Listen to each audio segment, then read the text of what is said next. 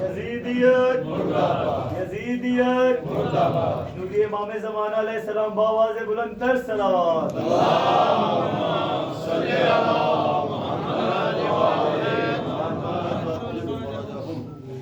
ہمارے دیگر صلوات پر محمد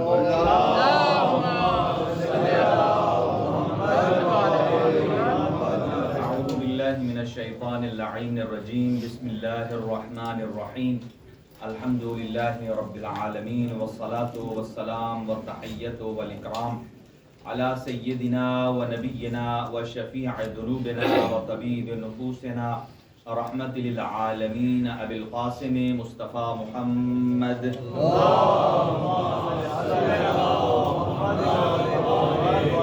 وعلی اہل بیتہ الطیبین الطاہرین المعصومین المنتخبین المنتجبین لا سیما علی بقیۃ اللہ الاعظم روحی و ارواح العالمین لتراب مقدمہ الفدا عجل اللہ تعالی فرجہ الشریف وسہل اللہ تعالی مخرجہ الشریف ولعنة الله على أعدائهم أجمعين من يومنا هذا إلى قيام يوم الدين أما بعد فقد قال الله الحكيم في كتابه المتين بسم الله الرحمن الرحيم كنتم خير أمة أخرجت للناس تأمرون بالمعروف وتنهون عن المنكر وتؤمنون بالله صدق الله العلي العظيم اللهم صل على محمد وعلى محمد چند دعائیہ کلمات کے ساتھ آغاز گفتگو ہے۔ خداوند متعال تمام مومنین اور مومنات کو اپنے حفظ و امان میں رکھے اور جتنے ہمارے نوجوان بچے یوتھ موجود ہیں پروردگار ان سب کو سیرت حضرت علی اکبر پر چلنے کی توفیق عنایت فرمائے،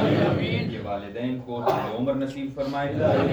خاص طور سے ایک مومن کی درخواست ہے جو کہ قانونی مشکلات میں ہیں، میر شہاب صاحب ولد آفتاب کھوسا، خداوند عالم ان کی مشکلات کو ان مشکلات کو آسان فرمائے اور قانونی حل ان کے حق میں قرار فرمائے اور دیگر جملہ اور مومنین کی دعائیں ہیں انہیں استجاب فرمائے، مریض مومنین کو جلد از جلد شفائے کلی عطا فرمائے۔ برادر شمیم زیدی صاحب ہیں اور جعفری صاحب ہیں، برادر محمد رضا صاحب ہیں، مہدی رضا صاحب ہیں اور برادر ہمارے کرنل صاحب ہیں، برادر ثاقب صاحب اور اسی طرح شیخ محمد ضامن صاحب ہیں، سید عابد قاضی صاحب ہیں، ایک اور مومن عابد ان کا نام ہے، درخواست دعا ہے۔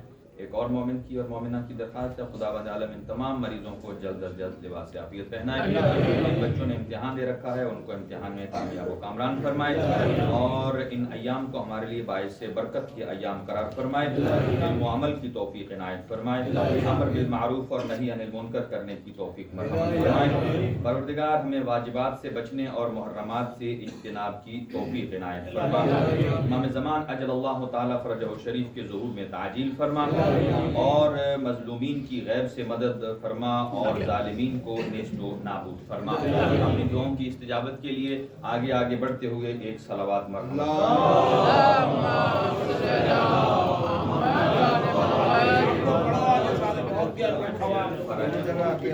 ماشاءاللہ۔ چلے میں ایک اور آیت آج نہیں پڑھ دیتا ہوں۔ قرآن مجید فرماتا ہے السابقون السابقون اولئک هم المقربون، کہ جو آگے آگے آتے ہیں وہ اللہ کے قریب ہوتے ہیں۔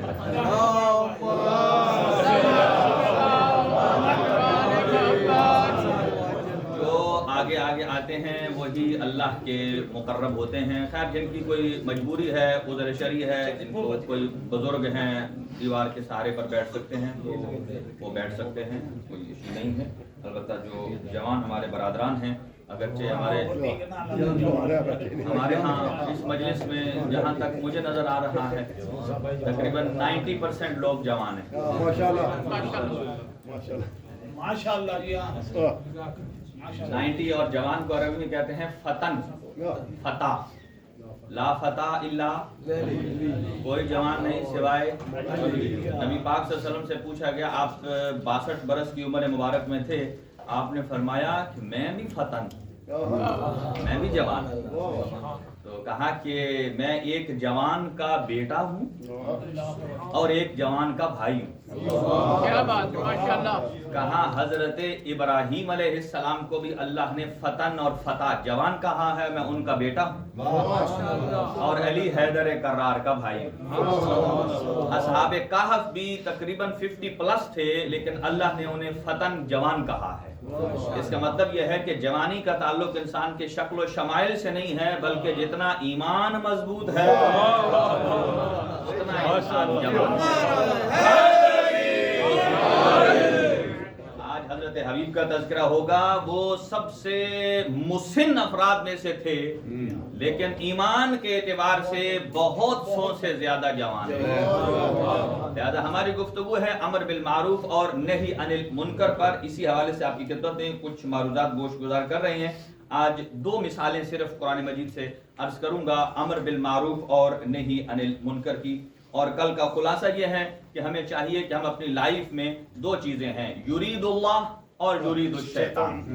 ایک وہ چیزیں ہیں کہ جنہیں اللہ پسند فرماتا ہے, اور ایک وہ چیزیں ہیں کہ جنہیں شیطان چاہتا ہے.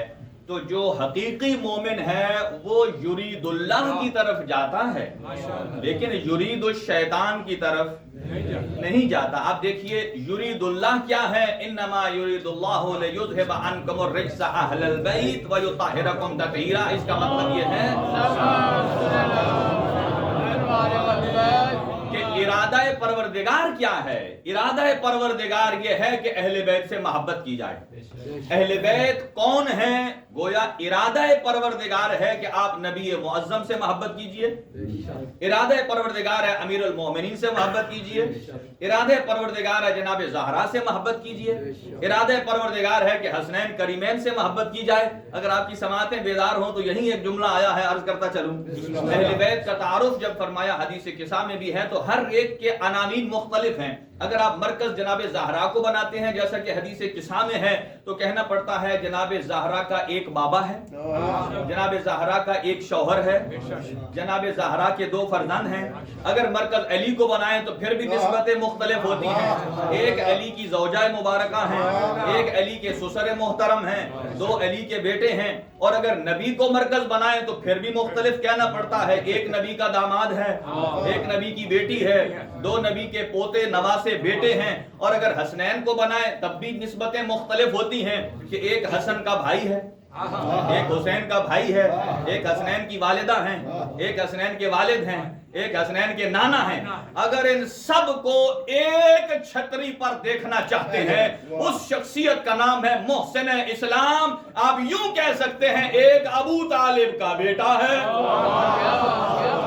ایک ابو طالب کا بھتیجا ہے, ایک ابو طالب کی بہو ہے, اور 2 ابو طالب کے پوتے ہیں.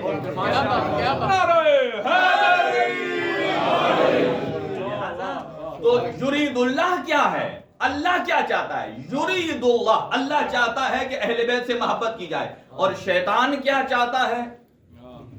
یرید الشیطان ان یوقع بینکم العداوۃ والبغضاء. شیطان کا پہلا کام یہ ہے, وہ چاہتا ہے کہ آپ کو پھاڑے, عداوت اور بغضاء کو پیدا کرے. دوسرا کام کیا ہے؟ قرآن مجید فرماتا ہے, آپ پڑھ سکتے ہیں سورہ مائدہ آیت نمبر 90 میں, یصدکم عن ذکر اللہ, اللہ کے ذکر سے روکتا ہے. یہاں ٹھہر کر ایک اور جملہ کہہ دوں, اللہ کے ذکر سے جو روکے وہ کون ہے؟ یرید الشیطان ہے. اب نبی نے کیا فرمایا کہ ذکر علی ذکری, ذکری ذکر اللہ, ذکر علی عبادت. یعنی جو علی کا ذکر کرتا ہے وہ صرف علی کا نہیں, وہ مجھ مصطفیٰ کا بھی کر رہا ہے. مجھ مصطفیٰ کا کر رہا ہے, صرف میرا نہیں, اللہ کا بھی. گویا اس کا مطلب یہ ہے کہ علی کا ذکر ہے اللہ کا ذکر, اور جو علی کے ذکر سے روکے وہ یرید الشیطان ہوا.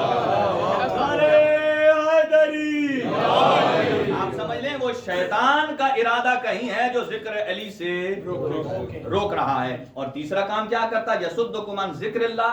اور تیسرا کام یہ ہے کہ وہ عن الصلاۃ, نماز سے روکتا ہے. اگر کوئی چیز نماز سے روک رہی ہے, یا اب یہاں چلے مقدمتاً کچھ چیزیں عرض کرتا ہوں کہ جو چونکہ شروع سے ہم امر بالمعروف پہ چلے ہیں، لیکن اس مین پوائنٹ جو نوجوانوں کو بتانا ہے وہ ہر روز سکپ ہو جاتا ہے۔ بنیاد 22 رجب، میں بالکل 4-5 منٹ میں اس کو جمع کر رہا ہوں آپ کی آسانی کے لیے۔ 22 رجب 60 ہجری کو حاکم شام مرتا ہے، اور اس کے بعد اس کا خلیفہ جانشین یزید بن معاویہ بنتا ہے، اور وہ لکھتا ہے خط کس کو؟ مدینہ کے گورنر کو، کیونکہ امام حسین علیہ السلام مدینہ میں تھے، وہاں کا گورنر ہے ولید، اس کو خط لکھتا ہے اسپیشلی 4 شخصیات کے بارے میں۔ توجہ رکھیے گا کہ امر بالمعروف صرف حسین ابن علی نے کیوں کیا؟ اگر اور بھی دعوے داران خلافت ہیں، کیا بات کسی اور کا تو دین پہ کوئی خرچ نہیں ہوا ہے۔ اچھا، اس نے خط لکھا 4 شخصیات کے بارے میں۔ یہ میں وہ بات عرض کر رہا ہوں جو تمام تاریخی بکس میں اویلیبل ہے۔ 4 شخصیات کو کہا اسپیشلی کہ بیعت تو سب سے لے لو، اور یہ بھی وصیتیں کی ان کو۔ پہلی وصیت یہ کی ہے کہ میری بیعت میرا باپ میری زندگی میں لے گیا تھا، میری بیعت لوگوں سے لے گیا تھا، یہاں میں ڈیٹیل میں اور نہیں جاتا۔ اور کہا کہ ان 4 شخصیات سے عبداللہ ابن عمر، عبداللہ ابن زبیر، عبد الرحمن ابن ابی بکر، حسین ابن علی۔ 4 یاد ہو گئے؟ 3 عبداللہ ہیں اور 1 حسین ابن علی ہیں۔ یعنی یوں عرض کروں، ایک پہلے خلیفے کا بیٹا، ایک دوسرے خلیفے کا بیٹا، ایک زبیر کا بیٹا زبیر بن عوام کا عبداللہ بن زبیر، اور چوتھے ہیں حضرت سید الشہداء امام حسین علیہ السلام۔ اچھا، ان سے کہا بیعت لے لو، اور ان 4 سے، اور 4 کے بعد بھی کہا ان کو اور مزید سلیکٹ کیا، کہا ان میں سے 2 عبداللہ ابن زبیر اور حسین ابن علی، ان سے اسپیشل ابھی کے ابھی لو، اگر یہ انکار کریں تو مجھے سچ چاہیے، کوئی لے تو لا۔ اب دیکھیے، امر بالمعروف گھر میں بیٹھ کر کرنا آسان ہے، سوشل میڈیا پر بیٹھ کر کرنا آسان ہے، لیکن کسی زمانے کے فرعون کے مقابل میں جا کے کرتا ہوں ابھی آپ کی خدمت میں کچھ مثالیں مقدمتاً تمہیداً۔ یہ دیکھیے، کہا کہ ان 2 کو، اور ان 2 کو ولید نے بلایا۔ اب میں جو تاریخی جملہ عرض کرنے جا رہا ہوں وہ سنیے گا کہ جب ولید نے بلایا دربار میں، سید الشہداء آتے ہیں، اور آ کر دیکھا کہ وہاں اکیلا ولید نہیں ہے، وہاں تو مروان بھی ہے، اور مروان وہ ہے کہ وہ حاکم شام کی حکومت میں پہلے گورنر رہ چکا ہے، اور اسے خرابیوں کی بنا پر معزول کیا جا چکا ہے۔ لیکن جب ولید نے دیکھا کہ حالات مجھ سے کنٹرول نہیں ہوتے، اگرچہ یہ آپس میں دونوں دشمن تھے، فوراً اس نے پیغام بھیجا مروان کو، آؤ، مشاورت کی۔ سید الشہداء جب اندر گئے، اندر دیکھا کہ دونوں بیٹھے ہیں۔ یہاں جو ایک جملہ سید الشہداء نے بیان فرمایا، دونوں کو دیکھ کر، حالانکہ کوئی اور آدمی ہوتا نا جو کمزور دل آدمی ہے، وہ ذرا خائف ہو جاتا۔ کیوں؟ اس لیے کہ جب 2 بکھری ہوئی طاقتوں کو جمع دیکھے اپنے خلاف، جس کا آپ ابھی بھی حالات حاضرہ میں ملاحظہ کر رہے ہیں، ٹھیک ہے، جب 2 طاقتوں کو کہا بھئی یہ تو بڑی خوفزدہ بات ہے کہ دونوں اکٹھے ہو گئے۔ سید الشہداء نے ایک جملہ کہا، فرماتے ہیں الحمدللہ الذی اصلح ذات بینکم، فرماتے ہیں تمام تعریفیں میری اس خدا کے لیے ہیں جس نے تم دونوں کو میری دشمنی میں جمع کر دیا۔ فرمایا جس نے تم دونوں کو مجھے ایک کی دشمنی میں جمع کر دیا۔ تو حسین ابن علی ڈرے کیوں نہیں؟ اس لیے کہ حسین کوئی فرار کا بیٹا ہے، حسین قرار کا بیٹا ہے، ایک بات۔ اور دوسری بات، یہاں قیمتی جملہ عرض کر رہا ہوں اپنی موقعیت کو دیکھ کر، وہ دونوں کون تھے امام حسین کے؟ دشمن۔ امام نے پسند فرمایا یا ناپسند فرمایا؟ یعنی جملہ کیا ہے؟ الحمدللہ تعریف کے جملے کیا ہیں کہ چلو میرے دشمن بھی اکٹھے ہو گئے، یعنی کہنے کا مطلب یہ ہے کہ میرے دشمن بھی ایک پیج پر آ گئے ہیں۔ اگر توجہ ہو تو میں جملہ عرض کروں، ہماری موقعیت کے اعتبار سے اس وقت جو تشیع کی صورتحال ہے، لوگ الگ الگ گروہ میں بٹے ہیں، اور کئی افراد کی کوشش ہے جوڑنے کے بجائے انہیں الگ کیا جائے۔ جہاں جو جوڑنے کے بجائے الگ کرنے کی کوشش کرے کسی اعتبار سے سمجھ لیجئے وہ یرید الشیطان ہے. کیوں؟ وہ کیا کرتا ہے؟ یوقع العداوۃ بینکم، وہ تمہارے درمیان عداوت کو کریٹ کرتا ہے. تو سید الشہداء جملہ یہ ہے، جب امام حسین، توجہ رہے، اپنے دشمنوں کو الگ الگ دیکھنے پر راضی نہیں، جب حسین اپنے دشمن کو الگ الگ دیکھنے پر راضی نہیں تو کیا حسین اپنے محبوں کو الگ الگ دیکھنے پر راضی ہیں؟ قطعاً نہیں. اس کا مطلب کیا ہے؟ اس کا مطلب یہ ہے کہ مجالس سید الشہداء محبتوں کی مجالس، مجالس سید الشہداء یہ دین کی مجالس ہیں، اسلام کی مجالس ہیں، امر بالمعروف کی مجالس ہیں. اچھا، جب سید الشہداء گئے، میں مختصر کروں، اور وہ احترام میں نہیں اٹھے، یہاں بھی ڈر سکتے. کوئی مدینے کا ایسا فرد نہیں تھا کہ جب اہل بیت آئیں اور وہ نہ اٹھے. حضور کی حیات میں اور آپ کی حیات کے بعد بھی امیر المؤمنین کے لیے بھی خلفاء اٹھتے تھے. اس لیے کہ انہیں ایک تو اس لیے اٹھنا پڑتا تھا کہ علی حیدر کرار ہے، اگر ہمارے گھروں میں جتنا مال آیا ہے وہ علی کی وجہ سے آیا ہے، ظاہر ہے اس وجہ سے بھی آنکھیں نیچی ہو جاتی. دوسرا یہ بھی انہیں پتا تھا کہ اگر ہماری حکومت پر کوئی مسئلہ بنتا ہے، اس حکومت کو اگر کوئی بچانے والا ہے تو وہ صرف علی حیدر ہے. وہ بھی احترام میں کھڑے ہوتے تھے، لیکن یہ دو صاحبان نہیں کھڑے ہوئے. یہاں بھی سید الشہداء کو خائف ہونا چاہیے تھا لیکن خائف نہیں ہوئے. یہاں اس کو ایک مثال اور دیتا ہوں.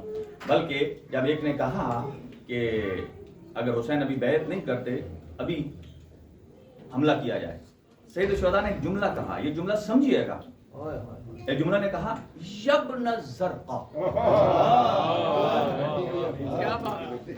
یہاں آپ دکان پر لینس لینے جاتے ہیں، یہ ہمارے نوجوان جو اینک لگاتے ہیں انہیں پتا ہے، کوئی گرین شیڈ کا ہے، کوئی بلو کا ہے، کوئی ڈارک ہے، کوئی بلیک ہے، کوئی براؤن ہے، ٹھیک ہے.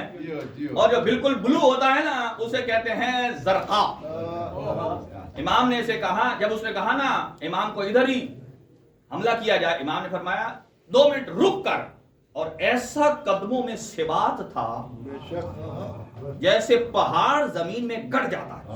سید الشہداء نے کہا یبن الزرقاء اتقتلونی ام ہوا. جملہ عربی فصاحت ہے. اے نیلی آنکھوں والے کے بیٹے. یہ نیلی آنکھوں والے کا یہ تمام تاریخوں میں لکھا ہے، تاریخ تبریز میں لکھا ہے یبن الزرقاء. یہ آپ مت سمجھیے کہ یبن الزرقاء امام کا جملہ کوئی عام جملہ ہے، نہیں. یبن الزرقاء کہہ کر امام نے اس کے نسب کو ثابت کر، اس کے نسب کو ثابت کر. لہذا اور اس کے بعد روایت یہ بتاتی ہے کہ حضرت عباس کو، میں مقدمہ عرض کر رہا ہوں، اس کو جلدی سے تمام کروں، کہ دروازہ بند، حضرت عباس دروازے پر موجود تھے. سید الشہداء نے کیا فرمایا تھا کہ اگر میری آواز تکبیر بلند ہو، جب سید الشہداء کا یہ جملہ سنا، حضرت عباس نے اپنے ایک پیر کی لگد سے دروازے کو توڑا. جیسے ہی اندر گئے تو کیفیت کیا ہے؟ تلوار نیام سے باہر، اور فرمایا اے فرزند پیغمبر حکم کیجئے، میں کسے ٹھنڈا کروں. یہ ٹھنڈا میں نے کہا ہے کہ اے فرزند پیغمبر حکم کیجئے، میں کسے آپ سمجھتے ہیں جذبات کیا ہوتے ہیں؟ اگر کوئی بندہ جلال میں ہو تو اسے کیسے ٹھنڈا کیا جاتا ہے؟ اگر کھڑا ہو تو کیا کہتے ہیں؟ بیٹھ جائیے. یا گرم ہو تو ٹھنڈا پانی پلائیے، یا اس کی کمر پر آپ ہاتھ ملتے ہیں، بھائی تھوڑی تسلی کیجئے. یہ عام آدمی کی ہے. اور اگر کوئی شیر خدا کا بیٹا جلال میں، ابو الفضل عباس جلال میں آئے، عباس کا معنی بکھرا ہوا شیر ہے، کون روکے؟ جیسے ہی تلوار نیام سے نکالی، حسین ابن علی نے ایک جملہ کہا اے میرے بھائی عباس، یہ کربلا نہیں، یہ مدینہ ہے. ایک جملہ کہنا تھا، تلوار کو نیام میں رکھا. اور عباس ابن علی بتانا یہ چاہتے ہیں، یہ ہے اطاعت امام. یہاں غلط پروپیگنڈا ہوتا ہے کہ حضرت عباس جو راضی نہیں تھے، یہ کیسے ممکن ہے؟ بلکہ اگر کوئی راضی نہ ہو تو عباس جانتے ہیں کہ اسے کیسے راضی کرنا. कहते हैं नहीं, कतन ऐसे नहीं। गोया तलवार को म्यान में रख कर अबुल फजल अब्बास ने कहा अगर कोई वफा सीखना चाहता है तो मुझे अब्बास से सीखे। इसलिए कि हम जो तलवार चलाते हैं ये जज्बात से नहीं, अब्बास की तलवार जज्बात से नहीं बल्कि ये इज़्ने इमाम से चलती है। हम अगर तलवार नियाम से निकालते हैं तो इमाम की इजाजत से, और अगर रखते हैं तो इमाम की इजाजत से। लिहाजा आप ज़ियारत इमाम हुसैन अलैहिस्सलाम में पढ़ते हैं अशहदु अन्नका कद अक़मतस सलात व आतैतज़ ज़कात। अगला जुमला पढ़िए, व अमरता बिल मारूफ व नहैता अनिल मुनकर, कि हम गवाही देते हैं, यानी पढ़ने वाला कहते हैं अशहदु अन्नका, मैं गवाही देता हूं आपने नमाज को कायम किया, आपने ज़कात को अदा किया। अगला जुमला क्या है, आपने अम्र बिल मारूफ किया और नहीं अनिल। यहां एक और जुमला सुनिए, कई लोग नमाज को अज़ादारी से टकराते हैं, सरासर गलत है। ये वही हैं जो युरीदुकुम शैतान है, शैतान का काम। अच्छा मुझे एक सादा सा एक जुमला आंसर दीजिए यस या नो में। देखें, हक कभी हक से टकराता है? हक किस से टकराएगा? बातिल से। मुझे बताओ अज़ादारी और नमाज में, अज़ादारी हक, नमाज हक, तो हक हक से टकरा सकता है? कतन नहीं। हक हमेशा टकराता है तो किससे? बातिल से। लेकिन फर्क यहां बारीक समझिए, अम्र बिल मारूफ क्या है? दीन और शरीयत नाम है इमाम की बिला चूनो चरान इत्तिबा।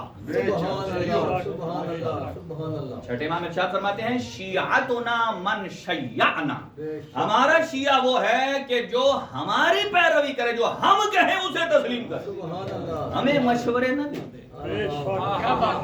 हमें मशवरे न दे बल्कि हमसे सीखे। यहां बारीक जुमला अर्ज कर रहा हूं कि शरीयत नाम है हुक्म इमाम का। अब थोड़ी सी एक मिसाल देखिए कि मैदान करबला में इमाम हुसैन अलैहिस्सलाम ने नमाज पढ़ी, बिल्कुल पढ़ी। अच्छा ये बात याद रखिए कि जिस नमाज को लोग मुकाबला करवाते हैं आज़ादारी और नमाज का, करबला के शहीद कितने हैं? 72। इनमें से 2 शहीद स्पेशली इमाम हुसैन अलैहिस्सलाम ने इसलिए इस मकसद के तहत रखे थे कि वो नमाज पर कुर्बान हुए। स्पेशली कौन? अबू समामा सैदावी और सईद इब्न जुबैर, नमाज की हिफाजत में। अच्छा सुनिए, असहाब की कोई नमाज कज़ा है? नहीं। असहाब को आदत क्या थी? सईद शुहदा की हिफाजत करने की या सईद शुहदा के पीछे नमाज पढ़ने की? नमाज पढ़ने की। इसलिए कि करबला तो 61 हिजरी में पेश आई, हमेशा इमाम की इक्तिदा में पढ़ते थे। लेकिन जब जंग अपने उरूज पर है, सुनिएगा, अमर बिल मारूफ करना आसान नहीं है। जब नमाज अपने उरूज पर है तो तब अबू समामा सैदावी ने कहा आसमान की तरफ देखकर, ए फर्जंदे पैगंबर, हमारा दिल चाहता है कि हम आखिरी नमाज आपकी इक्तिदा में पढ़ें। क्या करें? आखिरी नमाज आपकी इक्तिदा में पढ़ें। ये सईद इब्न जुबैर के लिए भी है और अबू समामा सैदावी के लिए। बहरहाल जिसने पूछा, इमाम ने फरमाया नमाज पढ़ते हैं, और कहा आप हमारी हिफाजत पर मामूर हो जाइए। ये बात याद रखिए, आज 61 हिजरी आज भी हो सकती है। अगर हम जमाने के इमाम की हिफाजत आज करें तो हमारे लिए यही करबला है, यही करबला है। नमाज हिफाजत के लिए खड़े, इमाम ने नमाज पढ़ी तो गोया आदत क्या कहती है कि इमाम के पीछे पढ़े नमाज, ज्यादा सवाब लेने के लिए। क्योंकि हमारे यहाँ आदत ये होती है कि हम ज्यादा से ज्यादा, कई आदमियों ने इतनी अंगूठियां समेटी होती हैं, वो समझते हैं कि सारे का सारा सवाब इधर से ही आना है, यानी हमारे यहाँ सवाब। अच्छा चले, यहाँ एक और बात आ गई, वो भी अर्ज करता चलो। देखें बारीक बात है, इमाम हुसैन ने उम्रे को, हज के एहराम को उम्रे में तब्दील किया। किसका सवाब ज्यादा है, उम्रे का या हज का? हज का। इमाम को क्या करना चाहिए? माशाअल्लाह माशाअल्लाह। ये देखिए, अभी अर्ज करता हूं, अमर बिल मारूफ के फवायद में से एक फायदा अभी अर्ज करता हूं कि इमाम मोहम्मद बाक़िर अलैहिस्सलाम ने इरशाद फरमाया, जो अमर बिल मारूफ करता है اس کے 7 فوائد ہیں، یعنی 7 کام امر بالمعروف سے ہوتے ہیں. پانچویں امام ارشاد فرماتے ہیں ان الامر بالمعروف والنہی عن المنکر فریضۃ عظیمہ، ایک عظیم فریضہ ہے. اور کیا فرمایا؟ بہا تقام الفرائض، کہ یہ ایسا فریضہ ہے کہ اگر یہ نہ ہو تو واجبات ادا نہیں ہوتے. اگر واجبات اور فرائض ادا ہو رہے ہیں تو اسی کے صدقے سے ہو رہے ہیں. بہا تقام الفرائض. اور دوسرا فرماتے ہیں تحل المقاصد، اگر رزق و روزی حلال میسر ہوتی ہے، روزی میں حلیت اور مشروعیت آتی ہے تو امر بالمعروف اور نہی عن المنکر سے آتی ہے. کتنے کام ہو گئے؟ 2. تحل. تیسرا فرماتے ہیں ترد المظالم، امر بالمعروف کے ذریعے سے انسان دوسروں سے اپنا حق لیتا ہے. سبحان اللہ، سبحان، یعنی اگر اپنا حق لینا ہے تو امر بالمعروف کے ذریعے ملتا ہے. اور پھر میں تؤمر الارض، اگر زمینیں آباد کرنی ہے تو امر بالمعروف کیجیے. زمین بھی اگر آباد ہوتی ہے تو امر بالمعروف سے ہوتی ہے. اور پھر فرمایا ینتصف بہ الاعداء، اگر دشمن سے انتقام لینا ہے تو وہ بھی امر بالمعروف کے ذریعے سے ہوتا ہے. آخر میں فرماتے ہیں یستقیم الامر، اور اگر دین کے امور کو قائم اور دوام عطا کرنا چاہتے ہیں تو وہ بھی امر بالمعروف کے ذریعے ہوتا ہے. اور پھر فرماتے ہیں کہ تأمن المذاہب، اگر راستوں میں امن چاہتے ہیں تو یہ بھی امر بالمعروف کے ذریعے ہوتا ہے. اگر آپ روٹس پر امن و امان کی کیفیت چاہتے ہیں تو یہ بھی امر بالمعروف کے ذریعے ہے، نہی عن المنکر کے ذریعے. آپ کہیں گے یہ کیسے ہے؟ یہاں تو پولیس کھڑی ہے، یہاں تو کیمرے لگے ہیں، لوگ اتنے اللہ سے نہیں ڈرتے اتنے کیمرے سے ڈرتے ہیں. اسی لیے حضرت موسیٰ علیہ السلام پر اللہ نے وحی کی تھی، کہا اے موسیٰ، توجہ رہے، اے موسیٰ مجھ اللہ کی ویلیو ایک ممیز بچے سے بھی کم تر ہوگی. ممیز بچہ کیا ہوتا ہے؟ جیسے اچھے برے کی، کیا اس سے بھی گر گئی ہے؟ کہا کیسے؟ کہا لوگ جب ایک ممیز بچہ ہو، چھوٹا سا ہو، اس کے سامنے گناہ کرنے سے ہچکچاتے ہیں، نہیں کرتے کہ کہیں یہ دیکھ کر کسی کو بتا نہ دے. اور انہیں یہ بھی یقین ہے کہ ہمارا خدا ہر وقت دیکھ رہا ہے. اس کا مطلب یہ ہے کہ پھر مجھے اللہ پر اتنا یقین نہیں جتنا ممیز بچے پر ہے. جس پر یقین ہے اس کی ویلیو زیادہ. تأمن المذاہب، یعنی کہ مذاہب مذہب کی جمع نہیں ہے، یہاں ہے ایاب و ذہاب. جانے کو عربی میں کہتے ہیں ذہاب. اور یہ جو راستے پرامن ہیں، یہ پرامن ہیں امر بالمعروف کے ذریعے سے. اب اس کی مثال سنیے، حج افضل ہے یا عمرہ؟ حج. امام حسین علیہ السلام کیا کرنے جا رہے تھے؟ حج. تو کس کو پسند فرمایا؟ عمرے کو. کس کی خاطر؟ اور امر بالمعروف کے پیچھے کیا تھا؟ کہ لوگ اسلحہ لے کر اپنے احرام میں آئے ہوئے تھے. سید الشہداء نے کیا فرمایا؟ اور جہاں خون خرابہ ہوتا ہے وہاں امن نہیں ہوتا. تو سید الشہداء نے خون خرابے سے بچانے کے لیے، تقدس کعبہ کے لیے، حرم خدا کے لیے، اور امن و امان کی کیفیت کو پیدا کرنے کے لیے حج کو عمرے میں بدلا. حج کا ثواب بولیے زیادہ، عمرے کا ثواب کم. چاہیے تو اگر ہم وہاں گئے ہوئے ہوں، کسی کا پیچھے سے کوئی فوت ہو جائے نا، تھوڑی دیر رو کر کہتا ہے یار اب تو آئے ہوئے جو ہیں اتنا خرچ کیا ہے تو خیر ہے، وہ جانے والے نے تو واپس آنا نہیں ہے، لہذا میں حج تو اپنا پورا کر کے جاؤں، بالفاظ دیگر میں اپنا ثواب تو سارا لے کر جاؤں. لیکن یہاں امر بالمعروف کر رہے ہیں حسین ابن علی. کس کے لیے کر رہے ہیں؟ امن و امان کی کیفیت کو پیدا کرنے کے لیے، ظلم اور بربریت کو ختم کرنے کے لیے. تو گویا جس کا ثواب زیادہ تھا اسے چھوڑ دیا، جس کا ثواب کم تھا اسے اپنا لیا. اب توجہ سے جملہ سنیے گا، توجہ رکھیے گا. زیادہ ثواب کو چھوڑنا امن و امان کے لیے، ابھی تک نہیں پہنچا، امن و امان کی خاطر زیادہ ثواب کو چھوڑنا یہ حسینیت ہے. امن و امان کی کیفیت کے لیے زیادہ ثواب کو چھوڑنا حسینیت ہے. اور زیادہ ثواب کے لیے بدامنی کو پھیلانا. زیادہ ثواب کے لیے بدامنی کو پھیلانا یہ یزیدیت ہے. یہ جو کرتے ہیں مجالس میں آ کر بلاسٹ. ایک دفعہ کسی کو کسی نے مٹیریل باندھا وہ تو چلا گیا, اڑ گیا. اگلے دن خواب میں آیا اپنے استاد صاحب کو, اس نے دیکھا یہ تو جہنم میں ہے. اس نے کہا ہم نے تو آپ کو مٹیریل دیا تھا جنت تک کے لیے. سمجھ رہے ہیں نا؟ تو آپ وہاں کیا لے رہے ہیں؟ کہا آپ نے اتفاق سے وہ اتنا زیادہ لگا دیا ہے کہ ہم جنت سے کراس کر کے وہاں چلے گئے. کس کے لیے؟ ثواب کی خاطر.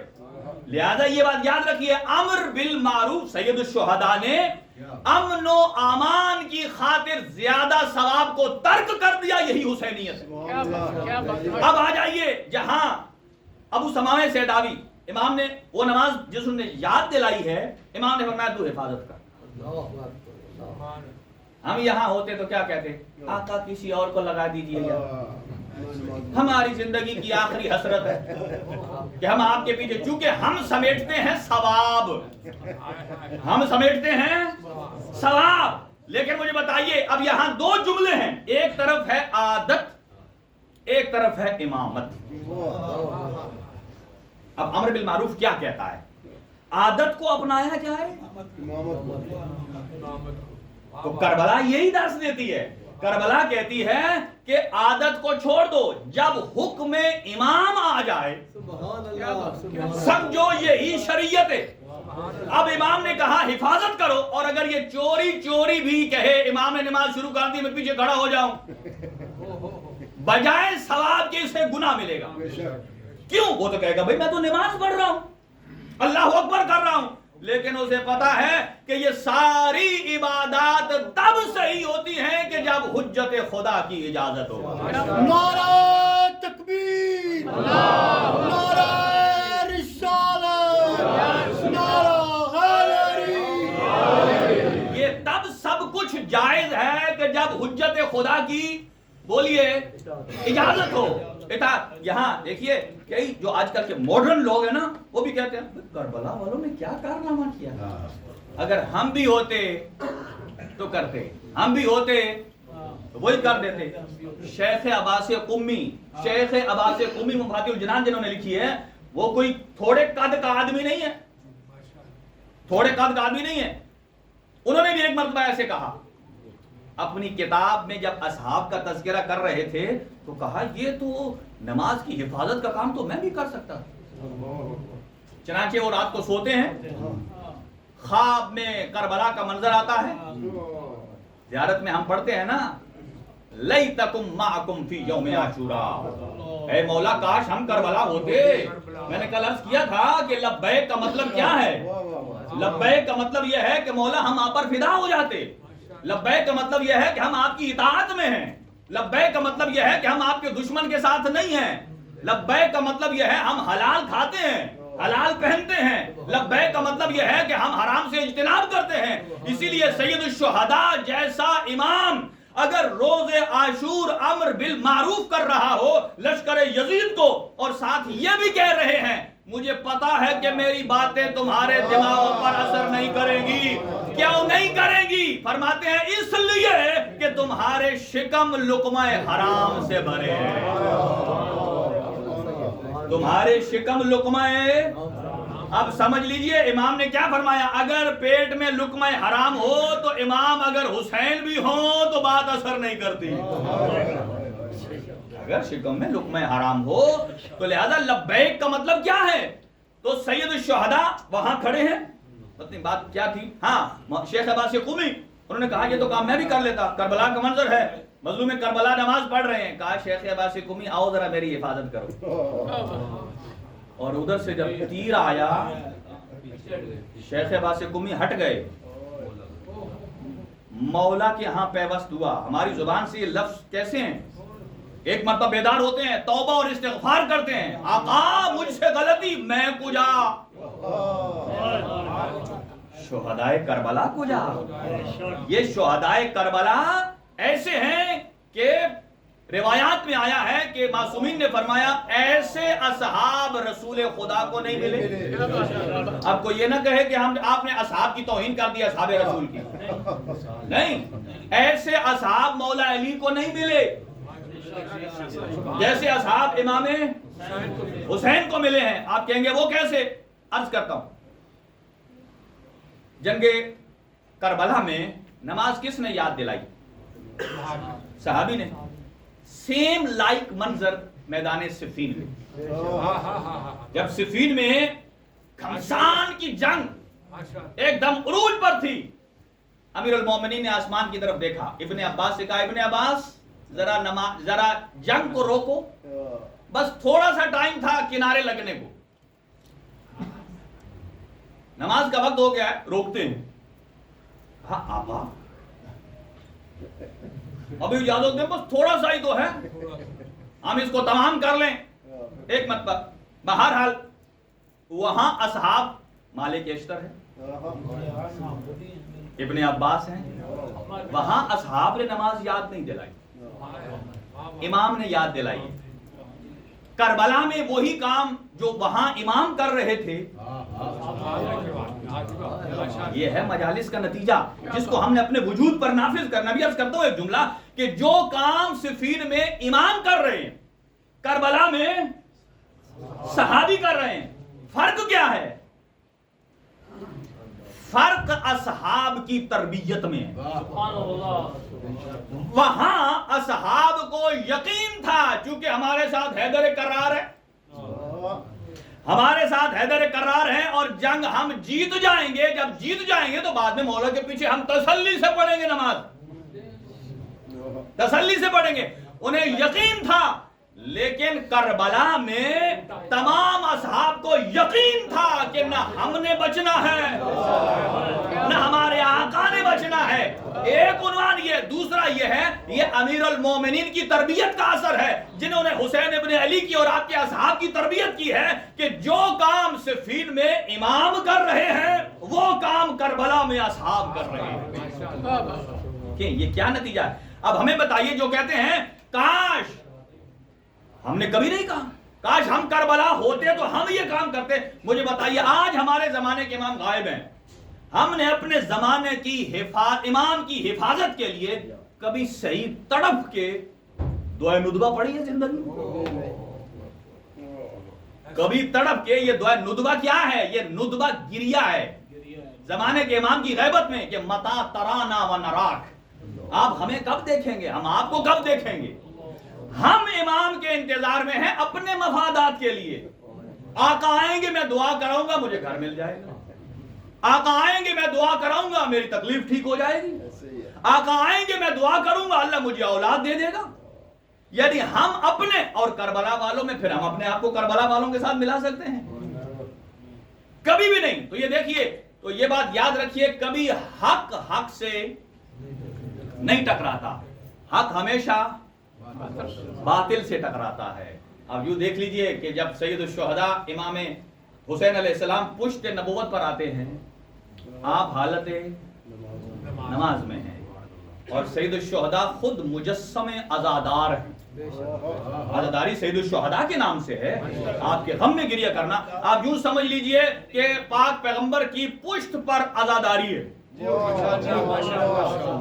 اور پاک پیغمبر کس حالت میں ہے؟ حالت نماز میں ہے. اب یہاں حضور نے نہ تو نماز کے لیے عزاداری کو دور کیا, نہ پاک پیغمبر نے یہ کہا حسین ابن علی کو ہٹا کر کے بیٹا آپ ذرا نیچے بیٹھیے میں نماز پوری کر لوں. توجہ رکھیے, سید الشہداء کے لیے آپ سمجھ لیں سید الشہداء نام ہے عزاداری کا, اور پاک پیغمبر جس حالت میں ہے وہ حالت نماز ہے. تو پاک پیغمبر نے یہ بھی نہیں کہا کہ میں اس نماز کے لیے عزاداری کو الگ کر دوں, اور اس طرف سے دیکھیے, اور نہ یہ کہا کہ میں نے چونکہ حسین کو اٹھایا ہوا ہے اور میں نماز چھوڑ دوں, نماز کو باطل کر دوں, بعد میں پڑھ لوں گا جب میرا بیٹا حسین اتر جائے گا. اس کا مطلب یہ ہے کہ نہ پاک پیغمبر نے عزاداری کو نماز سے جدا کیا ہے اور نہ ہی نماز کو بولیے نہ ہی نماز کو عزاداری سے جدا کیا ہے اور نہ ہی عزاداری کو نماز سے. اس کا مطلب گویا پیغمبر بتانا چاہتے ہیں اگر کوئی صرف عزادار ہے اور بے نمازی ہے تو اس کی عزاداری فضول ہے اور اگر کوئی صرف نمازی ہے اور بغیر عزاداری کے ہے تو اس کی نماز فضول ہے.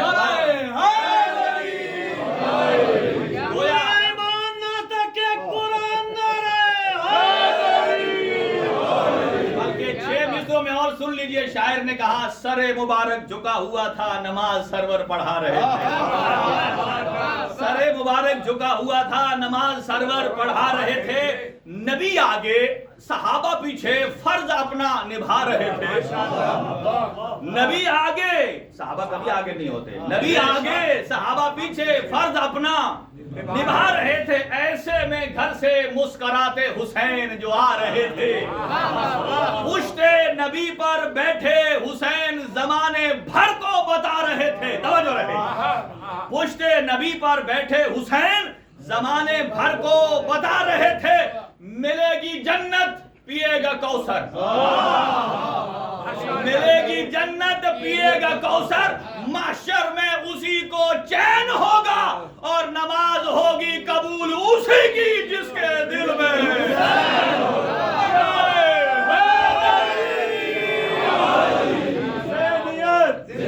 حسینیت یزیدیت یزیدیت نعرہ حیدری.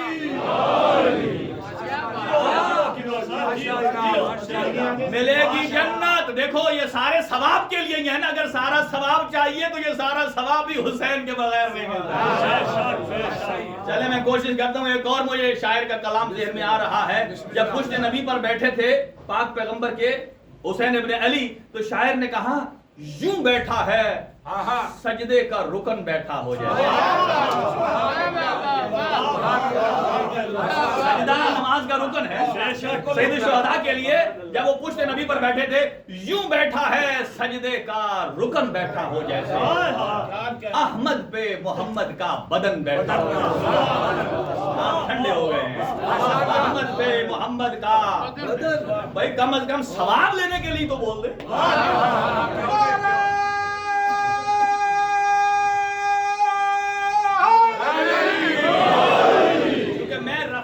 کل بھی مجھے ایک برادر نے کہا یونس نے کہا صاحب آپ کی سپیڈ بڑی تیز ہوتی ہے. میں نے کہا میں سپیڈ تیز رکھتا ہوں تاکہ مطالب زیادہ پہنچا سکوں. یوں بیٹھا ہے سجدے کا رکن بیٹھا ہو جیسے. توجہ میری طرف. یوں بیٹھا ہے سجدے کا رکن بیٹھا ہو جیسے گویا احمد پہ محمد کا بدن بیٹھا ہو. احمد پہ محمد کا بدن بیٹھا ہو جیسے تسبیح الہی میں مگن ہے.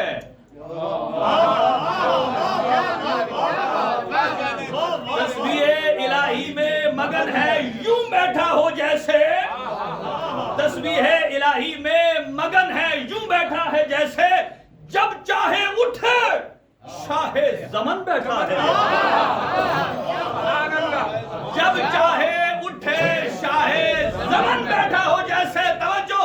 جب چاہے اٹھے شاہ زمن بیٹھا ہو جیسے. شانوں میں کبھی باپ شانوں پہ کبھی باپ پشت پہ کبھی بیٹا. ہم نے تو نبوت پہ ہمیشہ امامت ہی کو دیا.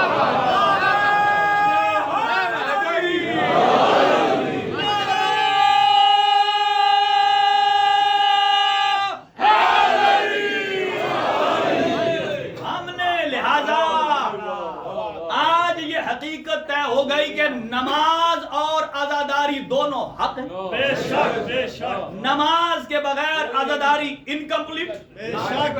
عزاداری کے بغیر نماز انکمپلیٹ. اچھا ایک اور روایت عرض کرتا چلو کیونکہ آپ لینے کے موڈ میں ہیں.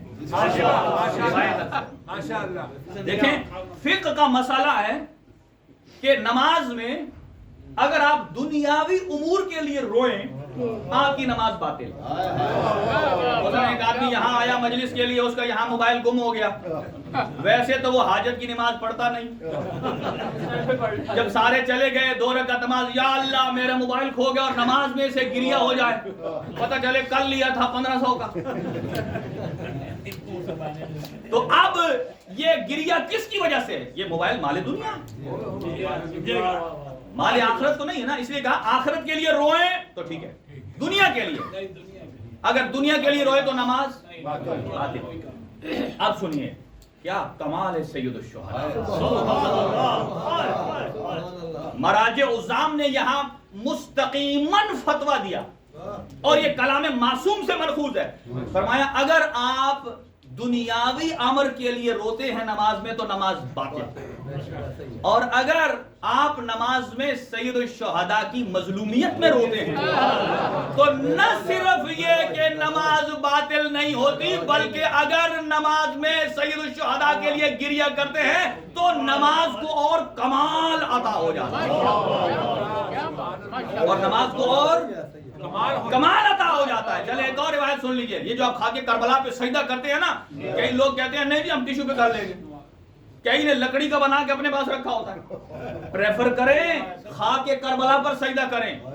کیوں؟ چھٹے امام ارشاد فرماتے ہیں السجود علی تربت الحسین یتم الصلاۃ ان کانت ناقصۃ. یہ جو آپ نماز پڑھتے ہیں نا خاک کربلا پر اگر سجدہ کریں گے تو فرماتے ہیں کہ ہم چونکہ نماز پڑھتے ہیں ہم کامل نہیں ہیں, معصوم نہیں ہے, ہماری نماز میں نقص رہ جاتا ہے, عیب رہ جاتا ہے. چونکہ جیسے ہم نماز میں اللہ اکبر کرتے ہیں اندر سے کوئی ایسی کھڑکی کھلتی ہے, کبھی ہم بزنس کی طرف چلے جاتے ہیں, کبھی ہم ویاج کی طرف چلے جائیں گے, کبھی پلاننگ کریں گے, کسی طرف چلے جائیں گے, چونکہ ہماری نماز مکمل نہیں ہے. فرمایا السجود علی تربت الحسین, خاک کربلا پر سجدہ کرو. اس کا نتیجہ یہ ہے, چھٹے امام فرماتے ہیں یتم الصلاۃ ان کانت ناقصۃ. اگر آپ کی نماز میں کوئی کمی رہ جاتی ہے تو یہ خاک کربلا اس سے کمال عطا. حسینیت زندہ باد, حسینیت زندہ باد, یزیدیت مردہ باد, یزیدیت مردہ باد. نعرہ حیدری. اگر خاک کربلا پر سجدہ کریں گے, آپ کی نماز میں کہیں کمی رہ جائے یہ اسے اتمام کی منزل تک لے جاتی ہے. اور آج آئیے, ایام بڑے تیزی سے جا رہے ہیں. آج اصحاب کی شہادتوں میں سے حبیب کی شہادت ہے. دیکھیے ایام کتنے تیزی سے جا رہے ہیں. کل سے اہل بیت کی شہادتوں کے ایام. آج وہ حبیب کہ جس کے نام میں ہی لطافت ہے, اور جیسا اہل بیت میں امام حسین کو حضرت عباس کا سہارا تھا,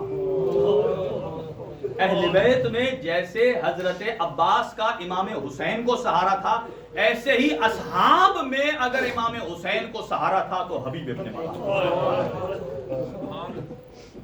حضور کو جب لوگوں نے دیکھا, اصحاب نے, کہ وہ حبیب ابن مظاہر کو اٹھا رہے ہیں اور ان کے سر کو چوم رہے ہیں, جب کسی نے پوچھا, کہا آپ حبیب سے اتنا پیار کرتے ہیں؟ کہا میں نے ایک مرتبہ نہیں کئی مرتبہ آنکھوں سے دیکھا کہ جہاں سے میرا حسین قدم اٹھاتا ہے حبیب خاک کربلا کو, خاک قدموں کے, حسین کی قدموں کی خاک کو اٹھا کر کبھی سر میں ڈالتے ہیں, کبھی آنکھوں میں, کبھی چہرے پر ملتے ہیں. مجھے جبرائیل نے خبر دی ہے کہ یہ حبیب آپ کے بیٹے حسین پر قربان ہو جائے گا.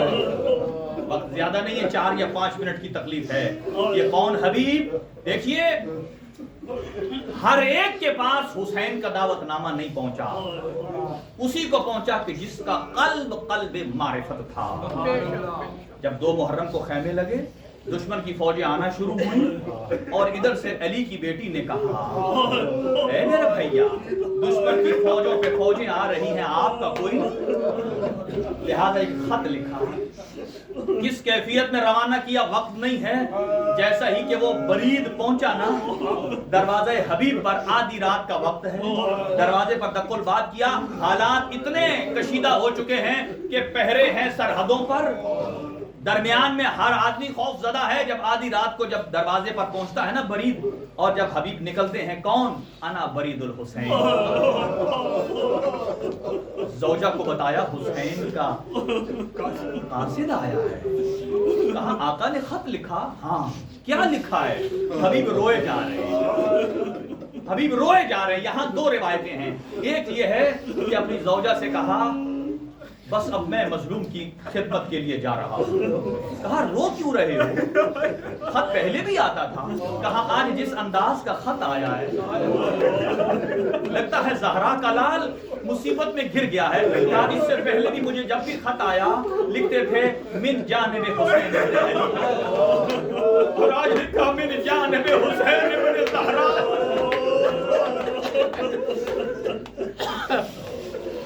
ہائے فرزند زہرا تیری قربت میں قربان.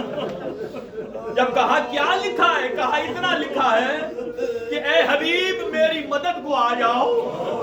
اور یہ کہا میں تمہیں کبھی تکلیف نہ دیتا، میں تنہا نہیں، میرے ساتھ زینب.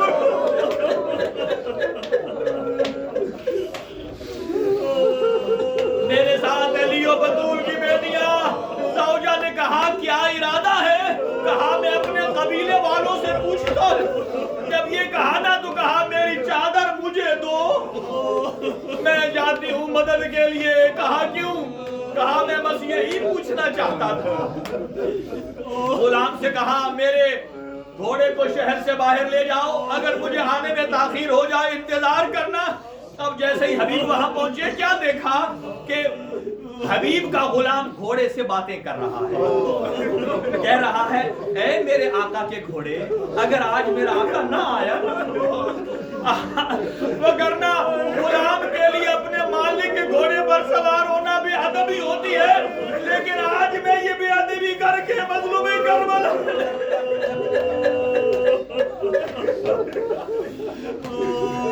مظلوم کربلا جب یہ جملے سنے نا حبیب نے، اور ایک مرتبہ کہا اے میرے غلام میں نے یہ تیری عقیدت سن کر تجھے آزاد کر دیا.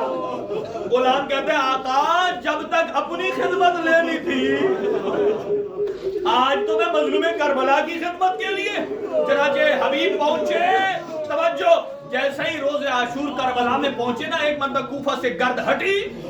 مظلوم کربلا نے فرمایا عباس اکبر جاؤ میرا بھائی آ گیا. جیسے ہی حبیب آئے استقبال ہوا. حبیب نے اپنا امامہ اتار کر مظلوم کربلا کے قدموں پر رکھا. اتنے میں خیام سے بی بی زینب کبریٰ نے اکبر کو بھیجا. کہا جاؤ میرا بیٹا دیکھو یہ نئی ہلچل کیسی ہے. عباس نے کہا حضرت حبیب آ گئے. جب یہ کہا نا حبیب آ گئے تو کہا جاؤ حبیب کو کہا علی کی بیٹی تمہیں سلام کہتی. جب یہ جملے سنے حبیب غشتر کہا گئے آنکھوں سے آنسو. کہا فرزند پیغمبر مجھے اجازت دیجئے، میں علی کی بیٹی کی خیمے کی کنات کے پاس جا کر عرض ادب کر سکتا ہوں.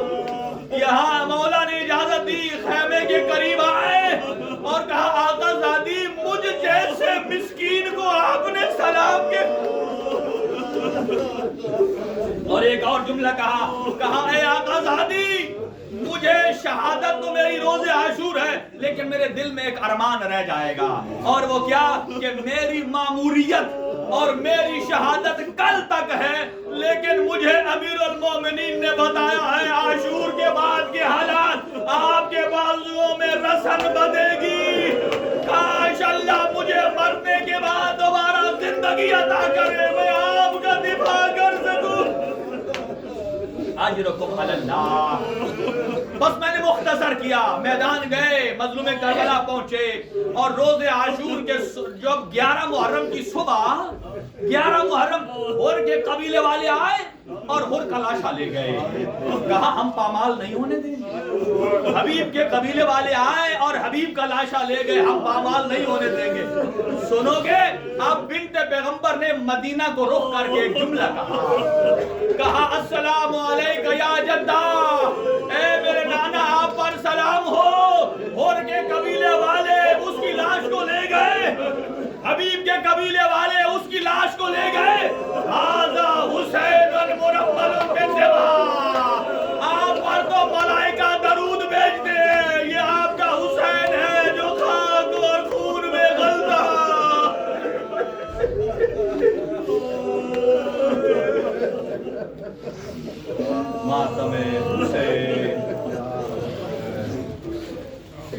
حسین